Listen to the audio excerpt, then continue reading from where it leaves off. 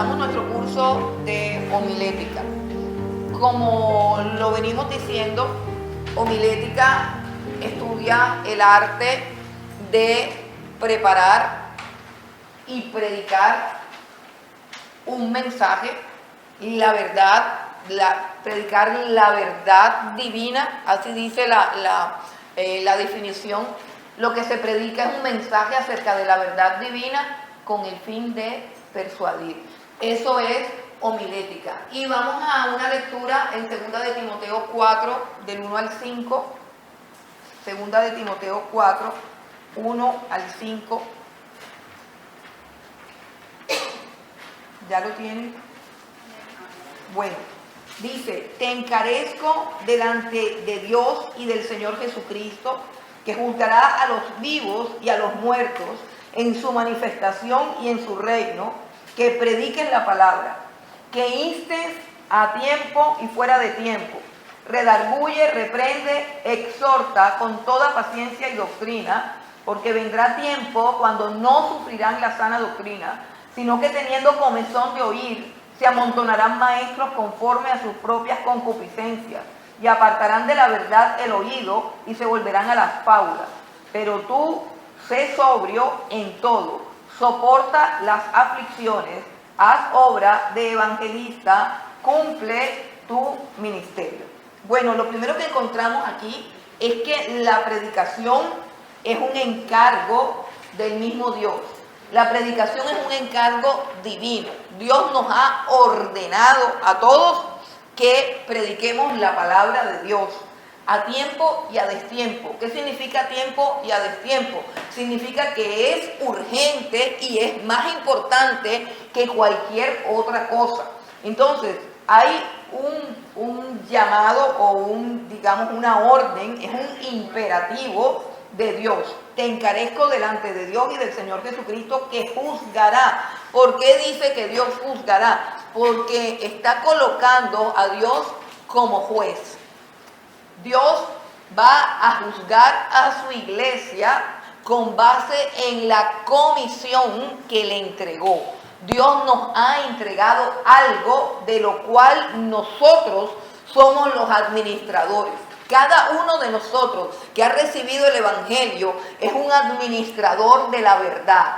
La tienes, la recibiste. Esa verdad cambió tu vida, esa verdad alumbró tu conciencia y eso es un legado supremamente poderoso, supremamente glorioso y supremamente precioso. Es algo que no tiene precio. La Biblia dice, también en la misma carta a Timoteo, dice el apóstol Pablo, que la iglesia es columna y baluarte de la verdad. O sea que la iglesia sostiene la verdad y preserva la verdad.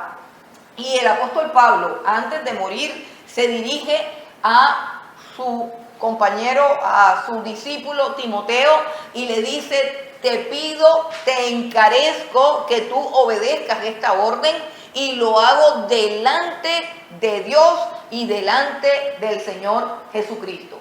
Eso muestra que hay un asunto de autoridad. De hecho, cuando el Señor Jesucristo nos da la gran comisión, Él dice: toda potestad me ha sido dada. Habla de su autoridad. Y dice toda potestad, es decir, todo poder, todo dominio, toda autoridad, dice el Señor Jesucristo, me ha sido dada. Por tanto, id y hacer discípulos a todas las naciones, bautizándolos en el nombre del Padre, del Hijo y del Espíritu Santo, y haciendo que guarden todo lo que yo les he mandado. La gran comisión es un asunto imperativo, es un asunto autoritativo, no es un consejo, no es una opción, no es que convenga, no es que no convenga, es la razón por la cual toda la iglesia va a comparecer ante el tribunal de Cristo. ¿Qué hiciste con la verdad de Dios? ¿Qué hiciste con el evangelio que fue entregado? ¿Qué hiciste con la palabra que te dio vida? Fuiste un canal de bendición, llevaste este tesoro a miles de personas, lograste que Dios fuese glorificado, lograste que la palabra de Dios corriera y se extendiera, o simplemente te quedaste con lo que habías recibido y te regodeaste en el conocimiento y te vanagloriaste de lo que sabías y aún lo utilizabas para jactarte o para discutir. Hermanos, ese será el juicio. ¿Qué hicimos con la verdad de Dios? ¿Qué hicimos? Porque todos los que han creído en el Señor Jesucristo ya son salvos. Ya son salvos. Lo que nosotros tenemos que responder a Dios es por la palabra que Él nos ha dado. ¿Qué estamos haciendo con esa palabra? Por eso dice, te encarezco delante de Dios y del Señor Jesucristo, que juzgará a los vivos y a los muertos en su manifestación. ¿Qué es lo que pide? Dice que prediques la palabra. Que prediques la palabra de Dios, que estés a tiempo y fuera de tiempo. Ahora, la palabra de Dios tiene muchas connotaciones. La palabra de Dios redarguye, la palabra de Dios reprende, la palabra de Dios exhorta, por supuesto que también consuela, por supuesto, pero básicamente la palabra de Dios es como una espada, la palabra de Dios es como fuego, ¿cierto? Es como una espada que atraviesa el alma, que atraviesa las intenciones, es como un fuego que consume el pecado, que consume la estopa. Entonces, de ninguna manera la palabra de Dios puede ser un mensaje agradable y reconfortante. Es un mensaje confrontativo e inquietante. ¿Y por qué nos hace el apóstol Pablo, o más bien por qué Dios en esta noche nos hace ese ruego, esa petición? Miren la urgencia, y si logras percibir más allá de las letras y logras entender la agonía del apóstol Pablo, un hombre que vivió para el Evangelio, un hombre que entregó su vida por la predicación del Evangelio, un hombre que escribe no me avergüenzo del Evangelio, un hombre que dice me gozo aunque esté preso porque la gente por causa de mis prisiones y queriendo amargarme la vida está predicando. Y no me importa si están predicando por contienda, no me importa si están predicando por amargarme la vida, lo importante es que están predicando a Cristo y por eso estoy gozoso aunque estoy preso. El apóstol Pablo amaba el Evangelio, el apóstol Pablo vivió para el Evangelio, entregó toda su vida para el Evangelio y a la hora de morir solamente tiene una expectativa de triunfo, una expectativa de corona, una expectativa de premio, de galardón. Dice, me espera la corona de justicia porque he ganado la carrera. Entonces, él, la única preocupación que tiene es quién va a quedar predicando esa palabra, a quién le va a quedar ese legado, a quién le va a quedar ese mensaje que él se desgastó su vida y lo derramó. Dice que desde Ilírico hasta yo no sé qué parte llenó todo del Evangelio del Señor Jesucristo. Y él está diciendo, ¿quién se va a encargar de llevarlo, de preservarlo, de amarlo, de cuidarlo y de proclamar este Evangelio con la misma pasión y con el mismo amor que yo lo hice? Entonces hay una urgencia en el alma del apóstol Pablo. Los que no conocen al apóstol Pablo, los que no saben lo que él sufrió y lo que él vivió por este Evangelio, pues de pronto no puedan entender la urgencia que hay aquí, pero él tiene una urgente necesidad de decirle a Timoteo, más allá de un consejo coloquial de discípulo a maestro, más allá de esa ternura, él se pone serio en el último momento de su vida y le dice, delante del Cristo que te va a juzgar, te entrego el Evangelio. Delante del Cristo que va a juzgar vivos y muertos, te entrego la comisión de seguir predicando este Evangelio. ¿Y por qué está tan angustiado? ¿Por qué está tan preocupado? ¿Por qué tanta urgencia? ¿Por qué le dice a Timoteo, no importa si te parece que es oportuno o inoportuno, de todos modos predica el Evangelio? Y él dice, porque vendrá tiempo cuando no sufrirán la sana doctrina. Este es el tiempo en el que nosotros estamos viviendo. No sufrirán la sana doctrina o no soportarán. No sé qué palabra utiliza la Biblia que tú tienes, pero yo quiero que leas ese versículo. No sufrirán la sana doctrina o no soportarán la sana doctrina. ¿Qué significa eso? ¿Qué significa que no sufrirán o no soportarán la sana doctrina? ¿Qué implica esa frase? ¿Qué implica? ¿Qué implica? Alguien que me diga qué implica que está el apóstol Pablo diciendo, va a venir un tiempo en que no van a soportar la sana doctrina, en que no la van a sufrir. ¿Qué implicaciones tiene esa frase para la sana doctrina? ¿Qué característica le podemos poner a la sana doctrina, dado que ha llegado un tiempo profetizado por Pablo en que hay gente que no la soporta? ¿Qué característica tiene la sana doctrina? Si llegó un tiempo, él lo profetizó hace miles de años, en que decía, no se la van a soportar, no la van a sufrir. Ajá, ¿qué características tenía? ¿Ah? Confrontativa. ¿Qué más? No, eso es lo que está diciendo. Pero ¿qué significa? ¿Qué característica puede tener la sana doctrina para que el apóstol Pablo haga esa advertencia? Ya dijeron, es confrontativa. ¿Cómo? Esa es una buena característica. Que exhorta. No sufrirán. A ver. Una buena noticia. Que no se acomoda, no se... Escuche, oye, ¿qué significa para ustedes sufrir? ¿Ah? ¿Qué es sufrir? Dolor, ¿cierto? El sufrimiento está asociado con la felicidad, está asociado con ganar algo. ¿Con qué se asocia el sufrimiento? ¿Con qué? Con el dolor, con el dolor. La palabra clave es dolor. ¿Qué significa soportar? ¿Qué significa soportar?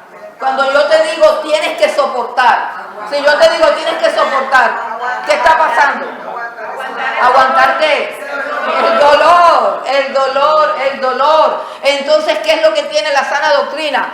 Que hiere, ofende, no solamente confronta, esa es una palabra suave. La sana doctrina hiere, la sana doctrina duele, la sana doctrina ofende. Por eso es que la iglesia está en apostasía. Este tiempo era un tiempo profético, era algo que el apóstol Pablo decía, lo veo venir, pero yo no voy a estar aquí. Y le está diciendo a Timoteo, yo no voy a estar aquí, pero viene un tiempo en que no van a soportar la verdad, en que no la van a sufrir. ¿Qué está diciendo? Que para tú poder escuchar la verdad, para tú poder escuchar la sana doctrina, tienes que tener una disposición hacia el sufrimiento. Lo está diciendo Pablo, no lo estoy diciendo yo. Ahora hay una traducción, la traducción del lenguaje actual dice, porque llegará el día en que la gente no querrá escuchar la buena enseñanza, al contrario, querrá oír enseñanzas diferentes. Ok, es que ese es el problema de las traducciones, que han suavizado eso por simplemente no querer. No querer, hay muchas cosas que yo no quiero y porque son malas, y no las quiero porque son malas. Pero ahí dice la sana doctrina. ¿Por qué alguien no va a querer la sana doctrina si la sana doctrina es buena? Porque duele. Porque duele. Porque produce dolor. Porque hiere el ego del ser humano. Entonces, en contraste con la sana doctrina, que no hay que escucharla solamente, sino sufrirla. Por eso es que quiero que lean.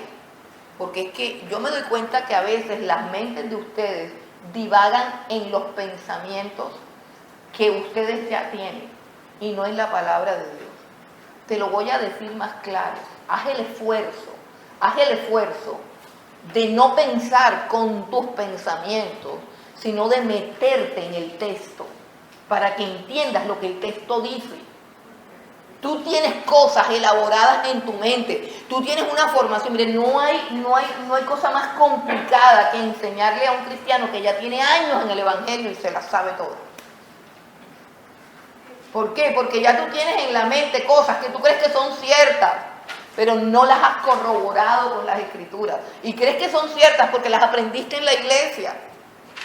Y mira lo que el apóstol Pablo está diciendo de la iglesia. Está diciendo que que vendrá un tiempo en que la iglesia no va a soportar la sana doctrina, sino que en contraposición con sufrir la sana doctrina. ¿Qué es sufrir la sana doctrina? Recibir la verdad, bajar la cabeza, aceptarla, permitir que la verdad obre en mi vida, en mi alma, ese proceso de muerte, ese proceso de confrontación, ese proceso de negación. Porque después de ese proceso viene la vida de Dios, sí.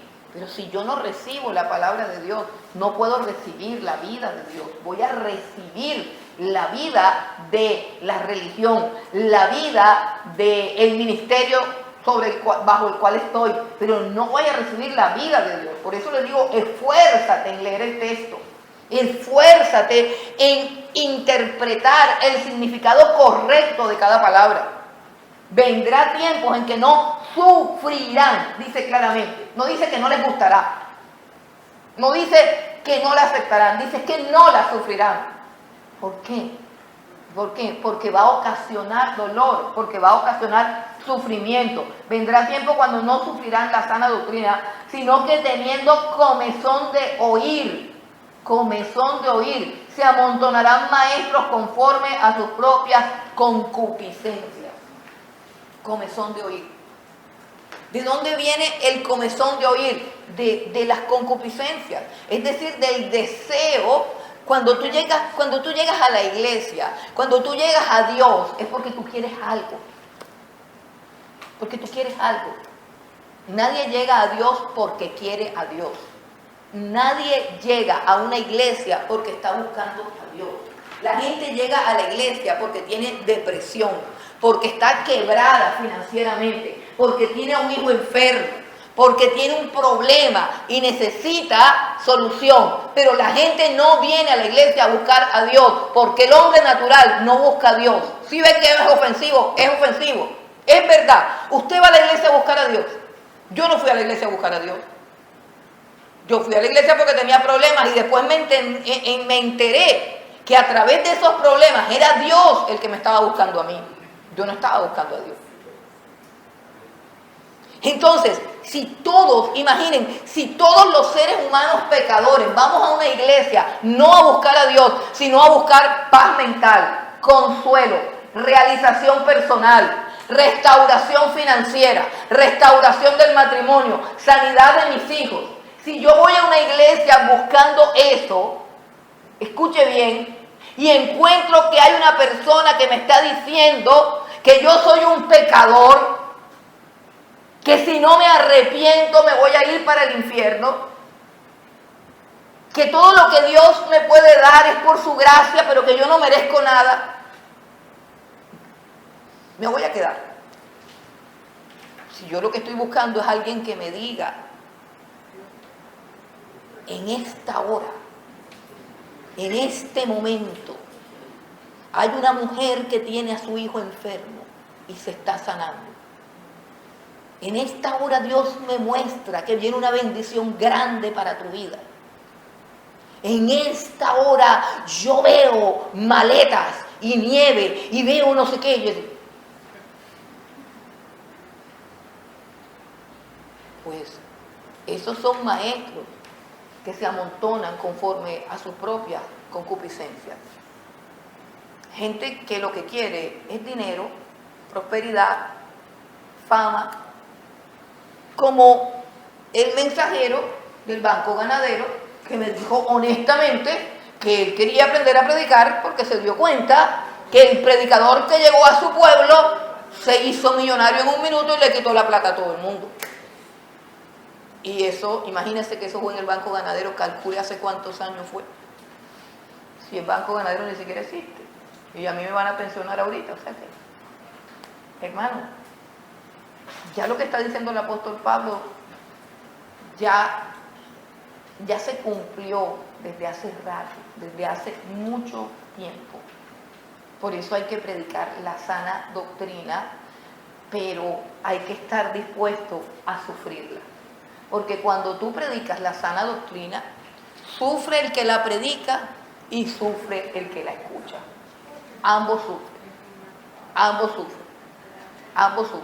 ¿Por qué? Porque es que la salvación no vino a través de una hazaña. La salvación vino a través de una cruz, a través de unos clavos y a través de dolor. Y a través de eso es que nosotros nos reconciliamos con Dios. Y la predicación es así. La predicación de la palabra de Dios es dolorosa.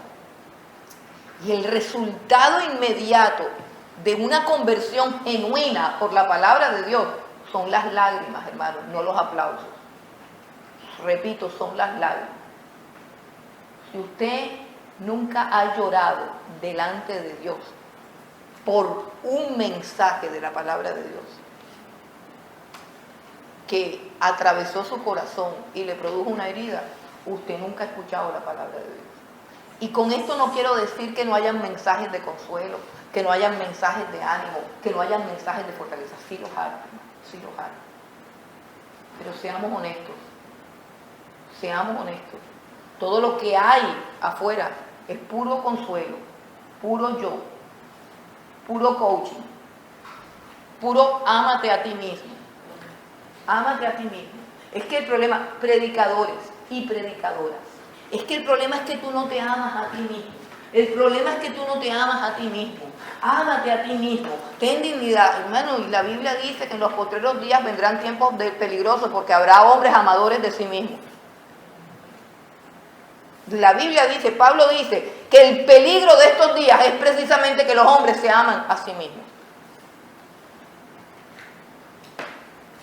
Y en eso consiste la predicación. Dios te va a dar plata, Dios te va a dar salud, tú eres el pechichón del Señor, todo lo que tú pises, todo lo que, bueno, ya ustedes conocen toda esa predicación, ¿para qué nos vamos a quedar en ese pedazo?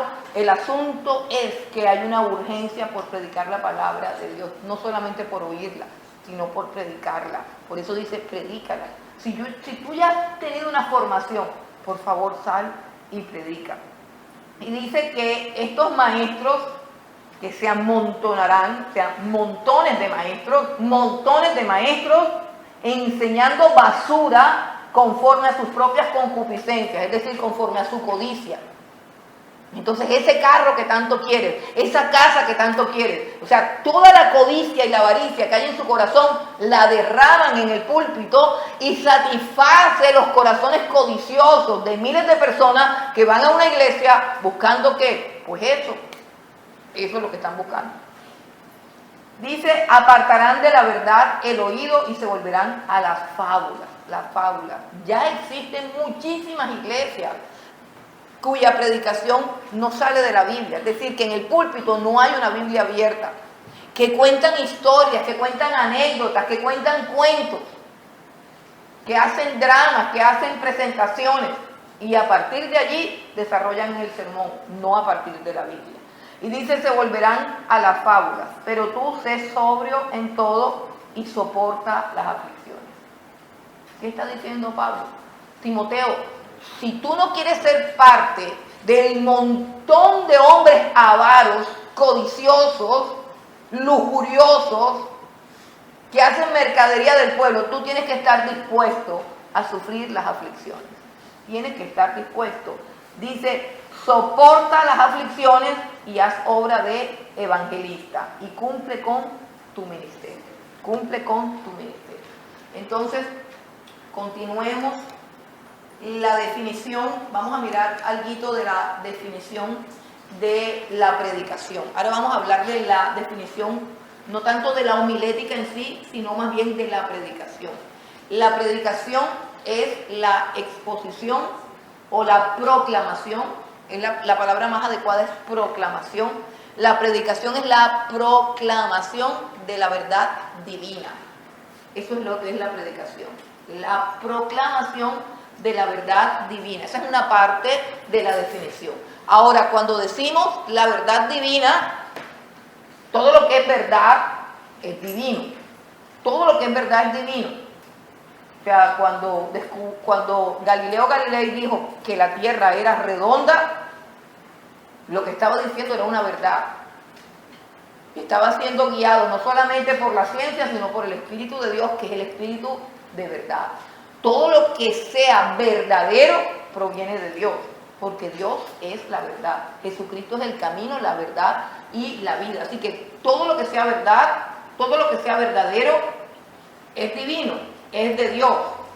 Pero la predicación no contempla una exposición acerca del espacio sideral, acerca del átomo, acerca de las finanzas, acerca de cosas que pueden ser verdad, pero que no están proclamando la verdad divina específicamente en lo que tiene que ver con lo espiritual y lo que proviene de la Biblia. La verdad divina es espiritual primeramente y es bíblica. Eso es la predicación. La predicación es la proclamación de la verdad divina, entendiendo a la verdad divina como la verdad espiritual, es decir, todo aquello que trate de la persona de Dios, de la persona de Cristo, de la persona del Espíritu Santo, de la obra de la Trinidad, de nuestra condición frente a Dios, del plan de salvación, del infierno, del cielo, de la vida, de la muerte, de la eternidad. Todo eso es la verdad divina que es primeramente espiritual y que para que sea verdadera tiene que ser 100% bíblica, o sea, tiene que provenir de la Biblia. Bueno, además de que es la proclamación de la verdad divina, es proclamada a través de la comunicación verbal. La comunicación verbal es un ingrediente básico importante de la predicación. Predicar no es repartir tratados. Predicar no es repartir tratados. Eso no es predicar. Sí ayuda, claro, reparta todos los tratados que tiene. Yo reparto tratados todos los días, pero no estoy predicando.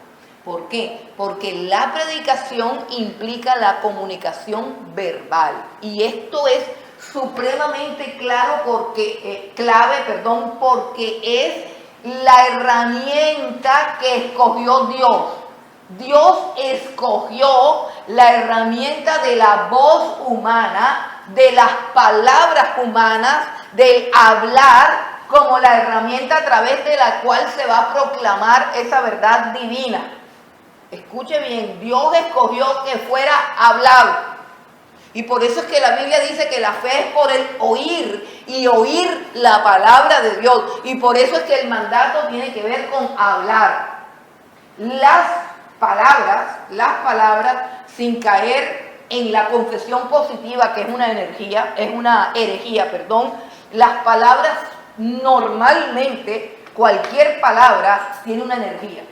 Cualquier palabra tiene una energía. Si yo te digo, me alegra mucho verte, eres una bendición, todo eso es una energía que hace un efecto en ti.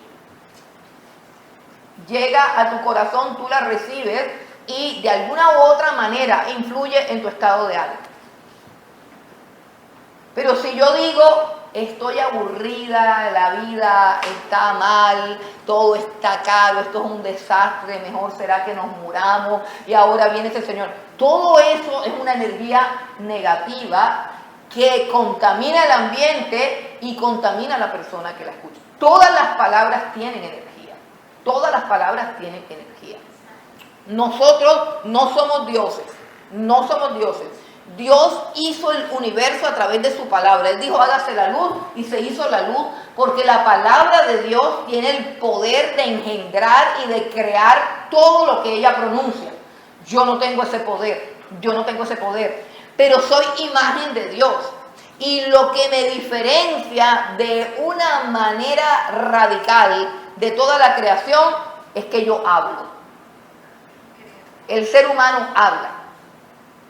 El ser humano tiene un cerebro totalmente diferente al cerebro de todos los animales y totalmente diferente al cerebro de todos los simios, de todos los gorilas y de todo lo que se llame mono.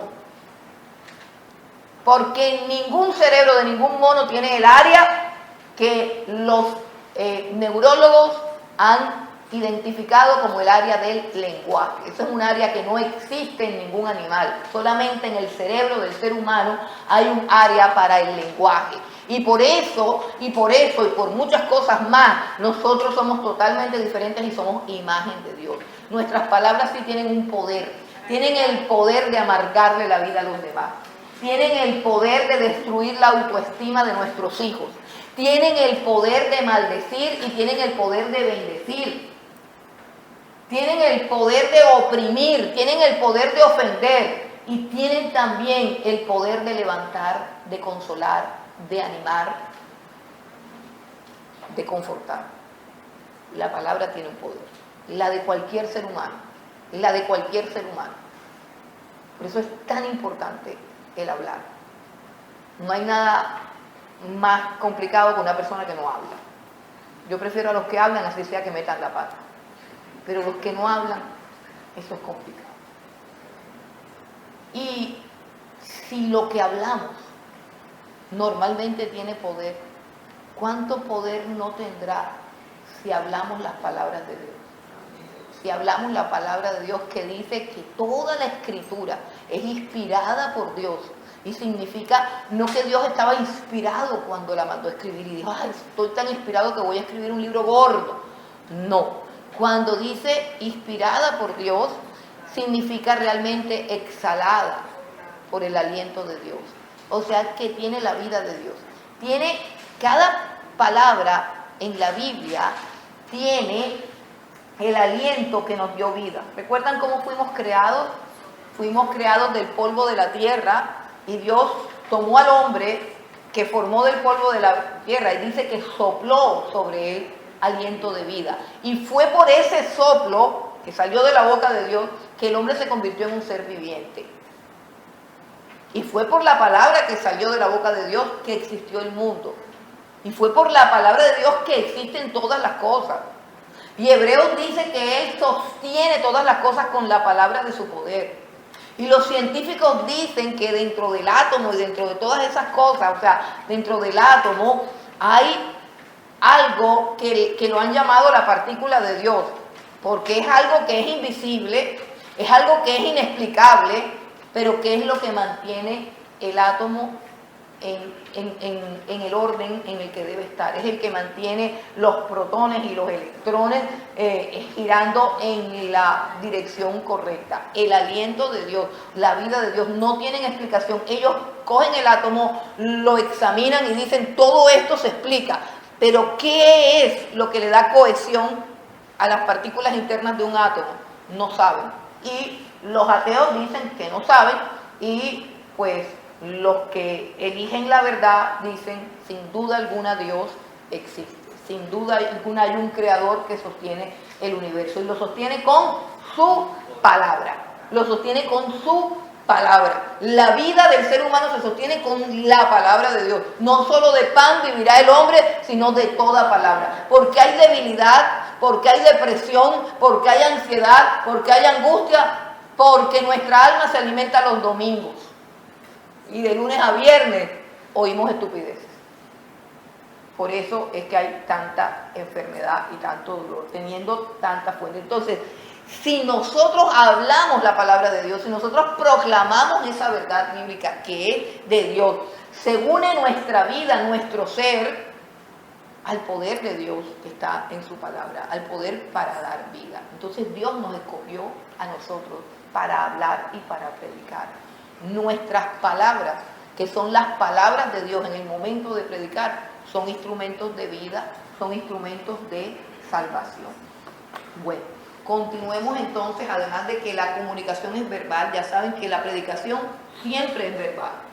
Siempre. Usted puede repartir tratados, usted puede cantar canciones, usted puede tocar himnos, usted puede hacer un drama, usted puede... Sí, pero la herramienta que Dios escogió es que usted predique, que usted abra su boca y proclame la verdad bíblica de la palabra de Dios.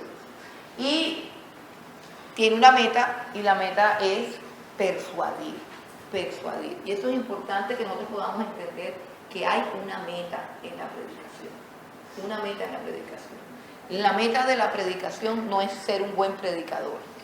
La meta de la predicación no es sobresalir ni hacer el show. Aquí es donde está el problema, más adelante lo vamos a ver, el problema del predicador, que quiere predicar simplemente porque quiere predicar. Porque le parece chévere predicar. Es que yo estoy que me predico. No, pero es que la predicación tiene una meta. Y la meta es persuadir. La meta es lograr algo en el alma de las personas que nos escuchan. Y hay muchos textos que nos hablan de esto. En 2 de Corintios capítulo 10, el versículo 4 y 5 dice que las armas de nuestra milicia no son carnales sino poderosas en Dios para la destrucción de fortalezas, llevando cautivo la destrucción de fortalezas, la destrucción de argumentos y llevando cautivo todo pensamiento a la obediencia a Cristo Jesús. Este es el arma de la predicación. La predicación es la exposición de la verdad divina con el objetivo de destruir todas las mentiras que yacen en la mente del ser humano y hacer que la mente del ser humano se someta a la mente del Señor Jesucristo. Así que es una tarea ardua, es una labor ardua. Y 2 de Timoteo capítulo 3, versículos 16 y 17. 2 de Timoteo capítulo 3, el versículo 16 y 17 dice que toda la escritura es inspirada por Dios y útil para redarguir, para exhortar, para instruir en justicia, para hacer que el hombre de Dios sea perfecto y esté enteramente preparado para toda buena obra. Entonces, la predicación tiene metas, tiene propósitos. El principal propósito de la predicación es la salvación de los oyentes. Así que uno no puede predicar por predicar. Uno tiene que tener propósito a la hora de predicar.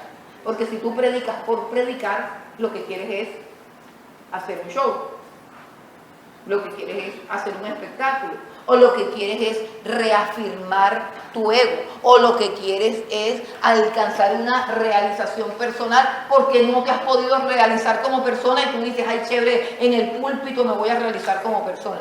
No, el propósito de la predicación no tiene que ver contigo, no tiene que ver con la afirmación de tus dones, no tiene que ver con tu realización personal. El propósito de la predicación tiene que ver con la gloria de Dios y la gloria de Dios tiene que ver con la salvación del pueblo que Él ha escogido para ser salvo. Bueno, estamos atrasados. Entonces, el libro de texto les dije que se llamaba El Sermón Eficaz. Y lo primero que vamos a analizar es ¿cuáles son las demandas de un sermón eficaz? Un sermón eficaz demanda un predicador idóneo. Un sermón eficaz demanda, requiere, necesita un predicador idóneo. Y lo primero que necesitamos de este predicador idóneo es que se haya convertido. Y usted dirá, pues obvio. Pues no es tan obvio. No es tan obvio. Porque muchos predicadores con su conducta llena de lujuria, de promiscuidad, de avaricia y con tantos escándalos que hay, muestran claramente que no se han convertido. Que no se han convertido. Sí, todos los cristianos batallamos con el pecado. Sí, pero no andamos de adulterio en adulterio, ni de robo en robo, ni de engaño en engaño, ni de trampa en trampa, ni violando niñas, ni haciendo chanchullo, ni evadiendo impuestos. No. Dios nos libertó del pecado. Nosotros no somos tramposos, nosotros no somos mentirosos, nosotros no somos adictos a la pornografía, a nosotros no nos importa el dinero de nadie. Un predicador convertido a Cristo es un hombre que ha sido libre y ha crucificado sus pasiones. Así que no me vengan con que, ay, el pastor, no se meta con el pastor, hay que orar por el pastor, que lleva como 5 adulterios, que se roba la plata. No, hay que irse de ahí porque eso no es un pastor, eso es un ladrón. Dije la abogada. Es un ladrón, mentiroso y tramposo. No es que tiene 5 mujeres, no, eso es un monstruo, váyase de allí. Eso es un peligro. Entonces, primero que sea convertido.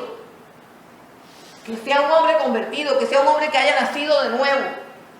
Y eso tiene, por supuesto, un testimonio, tiene por supuesto una marca, tiene por supuesto un fruto. ¿Por qué necesitamos que el predicador se haya convertido a Cristo? Primeramente, porque el predicador es un testigo. La naturaleza de su obra, o sea, de su predicación, es ser testigo. O sea, la predicación no es contar un cuento. La predicación no es imitar a un predicador. Ya yo sé cómo se hace, lo voy a hacer ahora yo.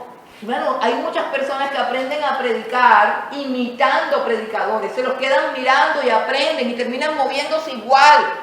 Y lo han aprendido, pero no se han convertido y no son testigos de nada. La Biblia dice que el predicador es un testigo. Cuando el libro de los Hechos, Lucas escribe en el libro de los Hechos, recibirán poder, Hechos 1:8, y me seréis testigos.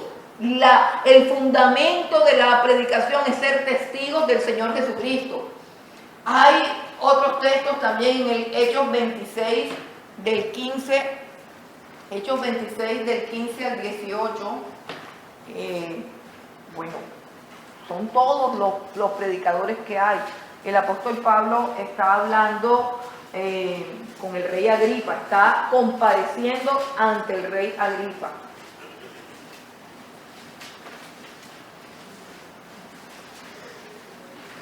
Hechos 26, perdón, del 15.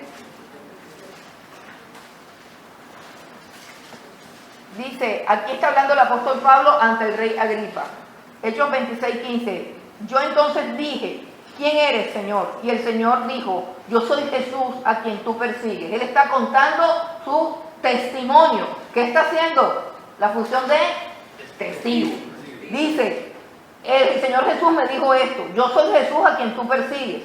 Pero levántate y ponte sobre tus pies, porque para esto he aparecido a ti, para ponerte como ministro y testigo de las cosas que has visto y de aquellas en que me apareceré a ti. Dice, librándote de tu pueblo y de los gentiles a quienes ahora te envío, para que abras sus ojos, para que se conviertan de las tinieblas a la luz y de la potestad de Satanás a Dios, para que reciban por la fe que es en mí perdón de pecados y herencia entre los santificados. Nada más lea esos 3 versículos y dígame, ¿usted puede hacer eso? Nadie puede. Nadie puede hacer eso. Téngalo en cuenta. Ni usted ni yo podemos hacer eso. Ni usted ni yo podemos hacer eso. Y la única forma de que uno se arriesgue a hacerlo es porque ha sido testigo de aquel que lo llamó a hacerlo. Y esto solamente sucede cuando la conversión es verdadera, es genuina, cuando usted sabe realmente quién lo llamó. También está el apóstol Pablo, el apóstol Pedro, en 2 de Pedro 1:16. Él habla de que no nos ha dado a conocer las cosas de Dios como por una fábula. Vamos a 2 de Pedro 1, versículo 16. Dice, porque no os hemos dado a conocer el poder y la venida de nuestro Señor Jesucristo siguiendo fábulas artificiosas, sino como habiendo visto con nuestros propios ojos su majestad.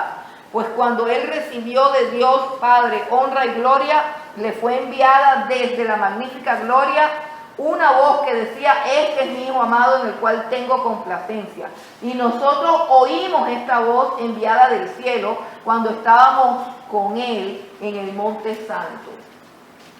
Es un testigo, tiene que tener una experiencia con Dios. Y tenemos también al apóstol Juan, acá en Primera de Juan, él dice, en Primera de Juan capítulo 1, del 1 al 3, él dice lo que era desde el principio, lo que hemos oído, lo que hemos visto con nuestros ojos, lo que hemos contemplado y palparon nuestras manos tocante al verbo de vida, porque la vida fue manifestada y la hemos visto y testificamos y os anunciamos la vida eterna, la cual estaba con el Padre y se nos manifestó. Lo que hemos visto y oído, eso os anunciamos, para que también vosotros tengáis comunión con nosotros y nuestra comunión verdaderamente con el Padre y con su Hijo Jesucristo. Tienes que haber estado con Dios, tienes que haber tenido una experiencia con Dios, tienes que haber tenido un nuevo nacimiento. Es cierto que de pronto Dios no nos habla así audiblemente y que no lo vamos a ver como ellos lo vieron en el monte, pero la experiencia de conversión genuina es tan verdadera, es tan clara que nadie nunca jamás va a dudar de que Cristo se le apareció y de que Cristo lo llamó. Así no lo haya visto, así no lo haya oído. Es una experiencia real. Él viene a la vida de una persona a través de su palabra, lo revoluciona todo, lo cambia todo, lo transforma todo y ya tú no eres lo que eras antes. ¿Y quién te cambió? Cristo. ¿Cómo? A través de su palabra. Sencillo. Él te habló. Él te habló. Yo recordaba el momento de mi conversión y lo recuerdo siempre. El que predicaba era uno de esos pastores sinvergüenza, bandido, con 5 mujeres, robador de plata, engañador, lleno de avaricia, que se gasta la plata. Él predicaba. Yo no sabía que él era así. Uno va como un bobo ahí y uno oye. Pero cuando un versículo bíblico salió de su boca y decía, yo veía, abría la Biblia y él decía, lean aquí, y él decía, y dice Jesús, yo soy el camino, la verdad y la vida. Yo inmediatamente me convertí al Señor. Yo dije, ese camino yo no lo tengo, esa verdad yo no la conozco y esa vida tampoco la tengo. Luego yo necesito a Cristo. Pasen acá adelante los que quieren recibir a Cristo, yo vine con. Y así pasaba todos los domingos hasta que después me di cuenta que el Señor era así y me fui. Pero Cristo está dentro de mí, no está en esa iglesia. O sea, yo no me fui sola, me fui con mi salvación, me fui con mi palabra, me fui con mi Dios. Asegúrese de tener una experiencia con Dios, no con el pastor. Asegúrese de tener una experiencia real con el mismo Dios, porque por eso es que la gente va y viene, porque andan buscando algo, pero no lo encuentran.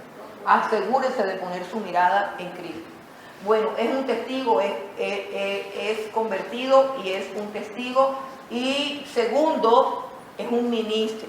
La palabra ministro, lo que ha sido traducido como ministro, es un término griego, uperetes, que significa literalmente un remero subordinado. Y se refiere a los barcos antiguos que no tenían motor, sino que tenían una fila de esclavos remando y un señor que los dirigía con un tambor. Y el señor, que era otro esclavo, los dirigía con el tambor, y mientras que el tambor sonaba, ellos tenían que ir remando. Si el tambor iba duro, ellos remaban duro. Si el tambor iba despacio, ellos iban despacio. Si daban la orden de remar hacia atrás, remaban hacia atrás. Un remero subordinado era alguien que ya no hacía su voluntad, sino que obedecía órdenes. Entonces, la palabra ministro a nosotros de pronto no nos suena así, porque, por ejemplo, los que se roban el erario público les dicen ministro. Los bandidos, los sinvergüenzas les dicen ministro. Entonces uno dice, ay, yo quiero ser ministro, ¿cierto? Yo quiero ser ministro porque un ministro es alguien importante, es alguien así, que viste elegante, que tiene muchísimo dinero y que todo el mundo se le arrodilla. Bueno, ese no es el significado de ministro. El significado de ministro en la Biblia a lo que se refiere es que es un remero subordinado. O sea, usted es un siervo que tiene que obedecer órdenes. Usted tiene que estar subordinado. La palabra clave de una persona convertida a Cristo es subordinado. Ya no vivo yo, Cristo vive en mí. Ya no hago lo que me da la gana. Yo hago lo que Dios me dice. Yo me ubico en el lugar donde Dios me pone. Subordinación y servicio. Esa es la clave de un ministro del Evangelio, de un ministro de la predicación. La conducta moral. Se requiere un predicador que tenga una conducta moral intachable, y de eso está llena toda la Biblia. En 1 de Timoteo capítulo 3 del 2 al 8, también en Tito y en otros pasajes más, hablan de la conducta moral del predicador. La vida del predicador predica más que su propio mensaje. La vida del predicador es supremamente importante. Es la parte más importante de su sermón. El predicador tiene que ver con la predicación. Es decir, hay una conexión entre el predicador y el mensaje. La misma conexión, dice el libro, nuestro libro de texto, la misma conexión que hay entre un vaso limpio y el agua que echas adentro. Si el vaso no está limpio, el agua que te tomas tampoco. Esa es la relación que hay entre la vida del predicador y el mensaje del predicador. Por eso se requiere del predicador una conducta moral. Y la Biblia apunta a 3 áreas básicas de la conducta del predicador. Primero, el área doméstica. Y voy a ir rápido acá porque creo que eso ya todos lo debemos saber. Entonces, como ya lo sabemos, la idea no es que lo sepan, sino que lo arreglen. Que lo arreglen. La conducta moral irreprensible del predicador implica que él tenga una vida doméstica irreprensible. ¿Qué es la vida doméstica?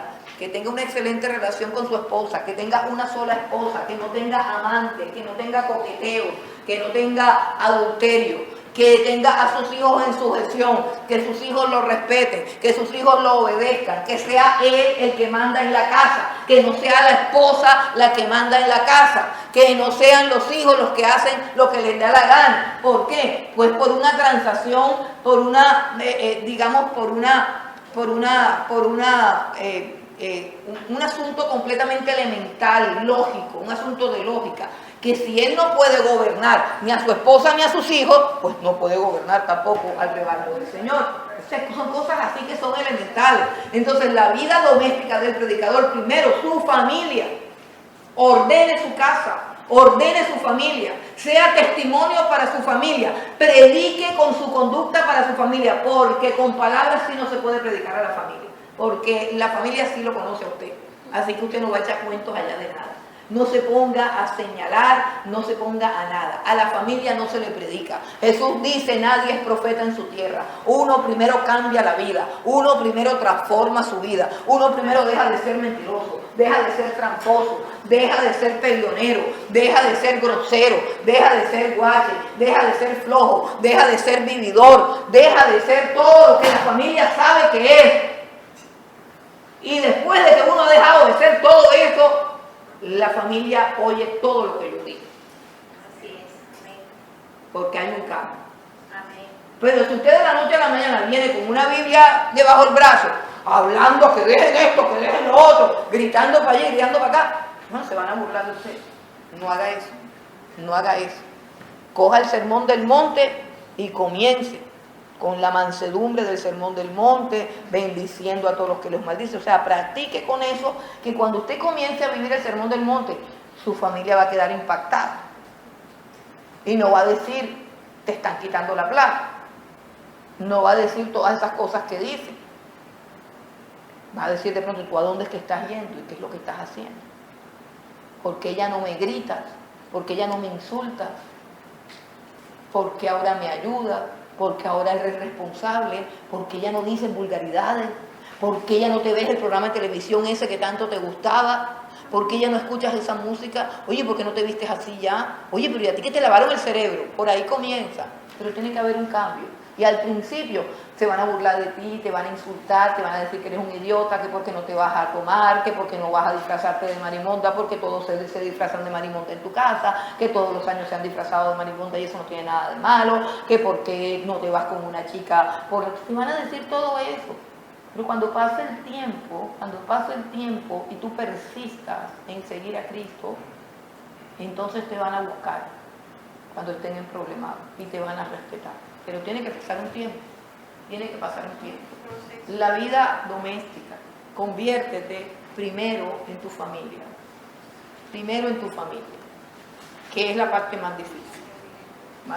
Porque es que un convertido en la iglesia siempre es santo. Llega, levanta las manos y se pone a llorar ahí. Y uno dice, ¡ay, se convirtió! Pero tú no sabes qué es lo que hace por allá.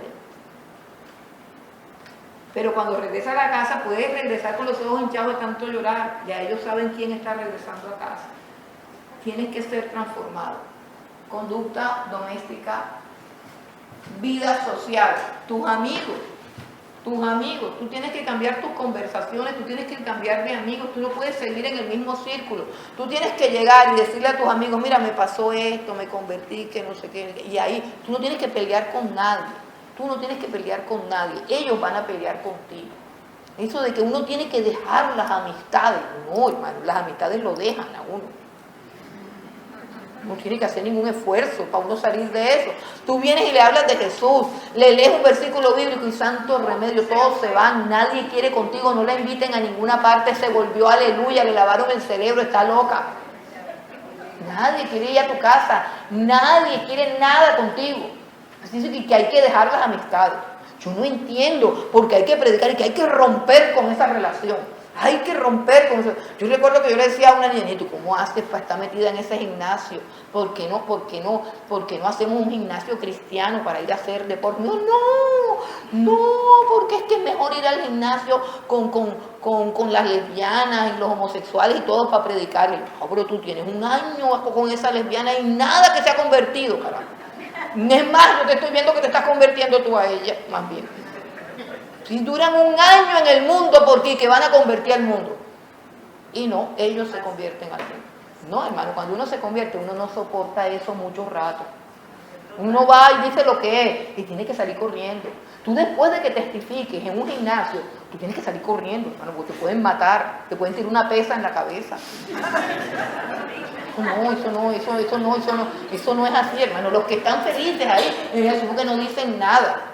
Mire, yo estaba, porque yo sí iba al gimnasio, estaba así, y venía el instructor y me preguntaba, ¿usted a qué se dedica? Y yo, ya, se me acabó la rutina de ejercicio. Ya, yo soy pastora. Inmediatamente se iba a ayudar a otra persona. No aparecía nadie. ¿Quién me ayuda aquí con esta pesa? No, mejor hago ejercicio en mi casa, aquí no se puede. Aquí no se puede. No, olvídese. La vida social tiene que cambiar cuando no te has convertido. Y sí, de pronto hacen una reunión por allá las niñas del colegio, va y cuéntales lo que Cristo ha hecho para que veas que te sacan del grupo enseguida también. Eso es lo que hay que hacer. La vida social, los tratos comerciales, el chanchullo, la trampa, el cómo voy yo allí, el sobreprecio, la balanza. El otro día íbamos a poner un negocio, mi esposo con una señora que supuestamente era cristiana, y dijo, espérate que voy a llevar, íbamos a vender queso, íbamos a tener un negocio de queso, huevos y yo no sé qué. Y la señora dijo, espérate que le voy a llevar la balanza a un primo mío para que él le haga unos ajustes. Sí. Ve, y tú y que no eras cristiano. Ay, sí, pero es que Dios dijo, ayúdate que yo te ayudaré. Ya sí, esos son los cristianos que hay, producto de toda la basura que oyen todos los domingos. Entonces, el trato comercial, ¿cómo te ganas la platita? ¿Te la ganas limpiamente? ¿Te la ganas con integridad? El convertido trabaja en esas tres áreas. Tanto su familia ve su transformación, sus amigos o lo siguen o lo dejan. Y sus negocios ya no son los mismos. Y probablemente vengas a un proceso de escasez porque ya no puedes hacer las mismas trampas que